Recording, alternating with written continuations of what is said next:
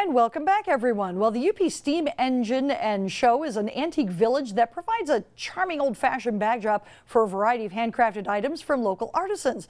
It always provides a great historical entertainment for families during the Labor Day weekend. And today's the last day to check it out. Ashley Kirkland at the UP State Fairgrounds with more. Ashley? That's right, Vicki. We're here at the UP Steam and Gas Engine Museum, and we got a chance to get inside to see some of the historical farming artifacts that actually date all the way back to the late 1800s. I was really surprised to hear that far back, but there's several things in here that date all the way back to the 20th century. I am here with Scott Belknap, who is a club member, and he's here to tell us more about this very large tractor that I am standing in front of right now. Scott, what do we have here? What's the name of this tractor? This is a Minneapolis, and it was about a medium-sized steam engine. As you can see, it's quite large. It's used both for plowing and also running equipment on the side of the field through steam power.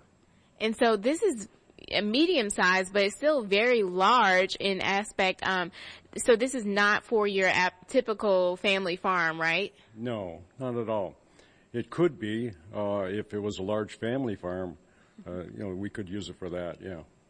So it's more for commercial farming. And over here we have what are considered lower size than the Minneapolis, but this is a smaller Minneapolis, correct? Yes, it is. It's a gas engine. They use that. You see, it's 1918 for the large and 1920 for the gas. The gas hasn't got to that point yet, which meant that they still used the steam engines even after they had the gas. So just in the span of 2 years, they were able to downsize and just kind of manufacture something a little bit more usable for everyday farmers. Right, correct. Okay. And as we move down the line, can you tell us what else we have here as far as the tractor? McCormick Deering Farmall, as they called it, 1928, and it is also gas, smaller, more efficient than steam, cost less. Also a little bit less to maintain. And then another international, about the same vintage, very more efficient, lighter, smaller farm. Now, this one is the steam engine from 1918. Was there a difference in going from steam to gas with the start and end of the war? I'm not really sure with that, but it did play a part as far as raw materials, because obviously the steam engine used a lot more of the metal and steel that was used, for the war effort. All right. Thank you, Scott. We are going to be back with more from Scott a little bit later. But, Vicki, I just wanted to give you a perspective of how large this wheel is. It doesn't look very large probably on TV, but I am standing in my 3-inch heel boots, and I'm still not as tall as the entire wheel. And I can step in it, and I'll be not even as tall as the wheel is. So it's pretty huge. And if you get a chance to come down here, you really want to check it out. It's really a neat thing to see. And later on, hopefully we'll get a chance to get inside the Model T car and see one of the first inventions or models for the car, which I'm not really used to. It reminds me of the older movies from the 1930s, but hopefully we'll get a chance to see that.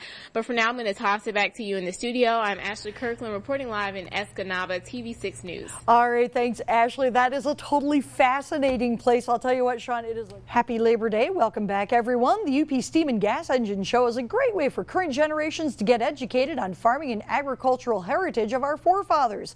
Organizers of the show also hope that it's a way to preserve the history of the labor of past generations. Ashley Kirkland joins us from the last day of the show. Ashley? Good morning, Vicki. That's right. We're here back at the UP Steam and Engine Museum, and last segment we were able to show a little bit of farming and tractor equipment, and now I am in one of the last makes of the Model T car, the Ford Model T, before they went on to make the Ford Model A, and then to what we have in today's world as far as cars are concerned. Now, there are a lot of upgrades that happened from the Model T, which the last one was made in 1918, to the Model A, and Scott Belknap is here to tell us a little bit more about what's in this car, the different workmanship, and also the upgrades that happened just a year later. Scott? Yes, actually they went, one of the items was very nice. They went from a wood spoke wheel to a wire wheel, which was a little bit more durable and less maintenance, of course.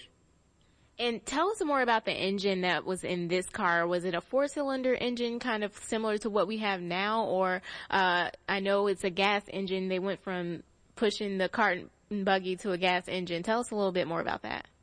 Well, this obviously it's 4-cylinder, which we got away from that because it was too small, because the cars began to be more larger size, heavier and everything. And now we're back to the 4-cylinder again because of an efficiency. Okay. And this is a 2-passenger Model T, but they also came in 4 passengers.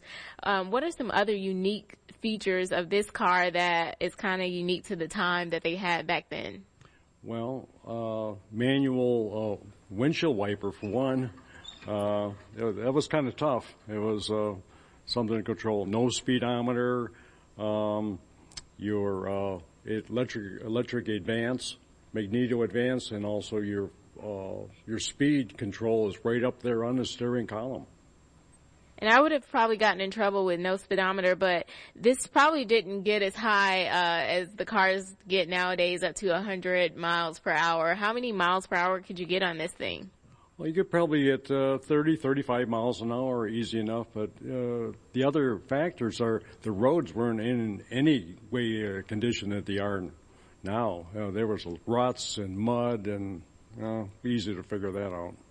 All right, and so there's also this little horn that was so adorable. It doesn't work now, but I can just imagine someone having road rage back in those days and trying to blow this little horn and trying to get someone's attention. I don't think that it was very effective, but you also still have your rear view mirror here that you're able to see out of, very tiny, but I'm so fascinated by this little windshield wiper. It's just like, if you were getting any kind of storm coming your way, you'd be in big trouble, because this is just, it's not very practical at all. But the last thing I want to show you in this museum, Vicki, which is so cool, is the little jail that we have going on over here. It's kind of a staged prison, but this is actually a prison that resembles one from way back in the day, and it's so tiny, and it's almost like a cage of some sorts. But Scott tells me that it was very durable and it kept people in prison, but I just thought it was so fascinating to see all of the things here. And like I said, the UP Steam and Engine show today is the last day. They're going to close up at about 4 o'clock, so you still have time to get out, bring the family. There's $5 admission, but for kids 14 and under, it's free.